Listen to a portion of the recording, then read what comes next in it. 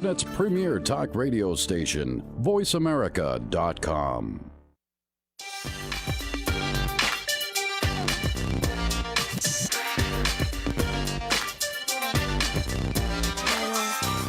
Hi, we're live here at Infinity Festival, where story is advanced by technology. I'm Erin Reilly. I'm a professor at the University of Texas at Austin and a strategic consultant for the festival. We're here this block talking about immersive and hopefully preparing the next generation, my students, on what immersive means. And I have my guest here today, Hardy Tankersly. It's good to see you again. You too. Happy to be here. Hardy, so tell us a little bit about who you are and what you've been up to.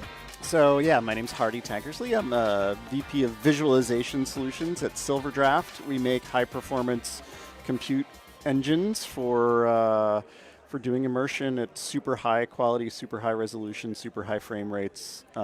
Super. Yeah, lots of super. But the whole point is to try to replicate how close can you get to reality, in virtual reality. And it takes a lot of horsepower to do it. It takes a lot of pieces, and we as an industry are still trying to put together all those pieces of technology where we can drop somebody into an immersive environment and get to a point where it really is like the holodeck, where you can't tell, right? Ooh, Star Trek is coming. You're dreaming, yeah. Are you only thinking about this in a virtual reality, a world that you're fully developing, or are you also pushing it into our physical spaces where digital blends with physical? You have to deal with digital and physical blends at some point, because it's a very important human sense we have, yes, right? If you reach out to touch something, your hand wants it to be there. Right. That's mixed reality. I like when I touch it. Yeah, and you can grab it. So one of the things we do is a lot of work with industrial VR kind of solutions, where you can simulate the real world for doing useful things. The entertainment side is one side, but there's also this practical side of where it's really useful to be able to simulate an automobile or a vehicle or a building at full one-to-one scale, and be able to see the real materials and the light and the color and the textures and everything. So for people like architects or automotive designers or anybody building real-world products, real-world environments, to be able to simulate that stuff at a high quality in software and be able to experience it as if you're standing there is tremendously powerful.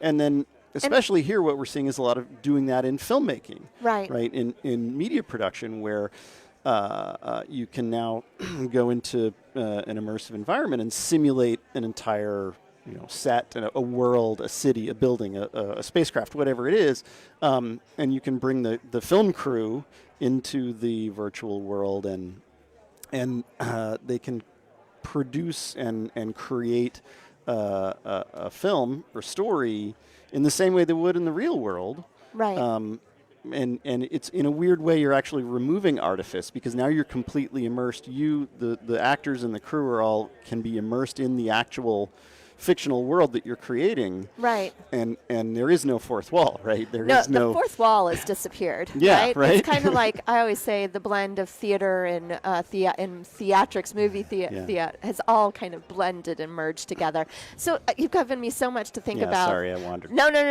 I want to step into a little bit of everything you talked about. One is a lot of people think it's just an entertainment, but really I find, and I'm curious what you think, is immersive is having the biggest impact in regards to industrial into our workforce, different industry verticals. Yeah. And you talked about automotive. Why is it so important for automotive? Are they planning our future autonomous vehicles with us? They are, in fact. Oh, good. Very good. Some of the stuff we've worked on is things like simulating what is it like to get into an autonomous car. How do we simulate the user experience of autonomous driving so we can simulate you're standing on a sidewalk and the vehicle sort of rolls up in front of you and the door opens, but there's no one in it. It's a little ghostly. Right. It's a karaoke room. Yeah, right. Yeah, exactly. And we could prototype that. What if we do, turn that on? Let's try it and put a bunch of people into it and see if they freak out or if they love it. Right. So being able to simulate that. And automotive design in particular is just a very it's a very expensive thing to do. Yeah. Building a car factory is a very expensive proposition. Tooling up a new model, and the design details really matter, and you're making them at huge scale. So to be able to have a design team sit in a virtual simulation of a car and look at the curve of the fender and see exactly where the highlights are going to fall, and being able to change different paint, being able to move curves around, show it in different lighting conditions in different environments. These are huge issues for them, because you have to really know exactly what you're building before you go into mass production. So it's also a business model issue, right? So Right. talking about entertainment, Saving cost. we still haven't figured out a consumer immersive platform that has enough scale to interest the big entertainment, conglomerates, right? Right. We're still experimenting. We're still doing things and showing them to handfuls of people at festivals. We don't have a mass market platform for immersive in the way that we do for film and television. So until we do, for us at least, there's a business model that supports this industrial stuff and also allows us to work at really high-end, really high-quality experiences and not have to dumb it down for cheap hardware. Right, right. And why is it? Do you think it's because it's not cost effective yet, that for consumer they're not paying attention to it? Because I think about the hardware. The first thing I did when I got to UT was build out an experience lab, so students could finally. And what was the budget on that? Right? I'm looking for sponsors. If anyone's listening, click below. Click below to contribute. to contribute to Erin's experience lab, because it was expensive to start. But what I found is it's always busy now because students need to try it out. They don't understand what we're preparing them to build it, and they haven't even tried it yet. Yeah. And it's very much one of those things that you have to feel it to understand it. Yeah. Right? VR, you talk to people about it. You talk to people about immersive, and they don't understand. They're just like, what? I just see it. It just sounds weird, right? Yeah. Or they see somebody with a headset, and they're like, that looks fun. I don't want to do that. That looks funny. That people That's look. going to mess my hair. I'm going to look weird. People are going to laugh at me. And yeah, that's all true. But we've all had that experience where you put somebody in a really good one, right? Yeah. A really good immersive experience, and they lose themselves, right? And they're gone. And that's a transformative experience that you have to have seen, and then you get it. Then you go, oh, okay. Well, I'm curious because I'm hearing the company that you're working with, you're really trying to do that realistic high end so that you feel like you're in that world. Yeah. Why is it? I think about the rise of YouTube, right? Which is so UGC and low cost quality. Yeah. And I know that's a 2D screen, but why is it so important for immersive to be so real and to feel like a presence when you're also talking to the generation that grew up with University Tube? Right. No, that's an excellent question. And you also see things that, the big popular video games are the ones that are like low poly count, right? Just fun.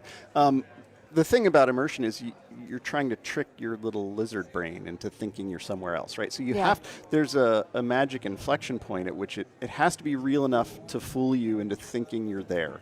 And that's when you get the true power of being able to overwhelm you emotionally, or doing things like there's a lot of medical applications where they're dealing simulating different kinds of different kind of conditions, training, right, where you can simulate really going through the steps, and the way your brain learns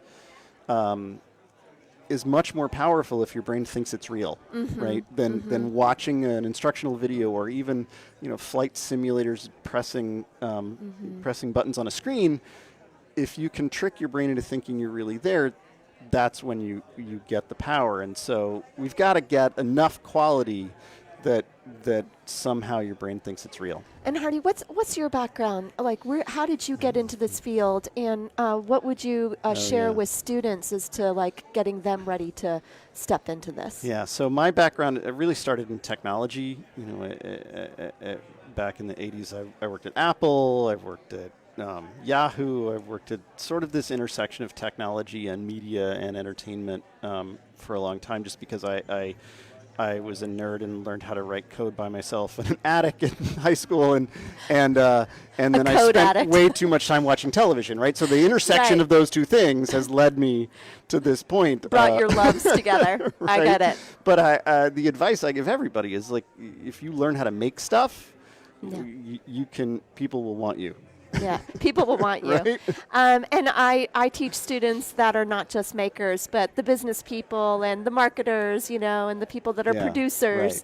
So find a good maker and attach yourself to them, right? Like, do they matter? It's- Right? Yeah, exactly. And on your own team, is it a lot of different people with different disciplines? Yeah. I mean, that's why this stuff is so much fun. You have a really interesting intersection of hard science and computer science and all kinds of different things like optics and human factors research. And then you have the artist side. You have storytellers, you have writers and producers and directors and camera people and storytellers. Yeah. And it's really fun to watch those worlds collide. Right. Well, Hardy, thank you so much for joining me here at the Infinity Festival. We're live. Are you speaking later today? I'm speaking tomorrow. You're so speaking tomorrow. I'm don't speaking miss it. tomorrow. Don't miss it. Right. I hope it's not at the same time. I know, right? All right. Well, we're here live at the Infinity Festival. Thanks for watching.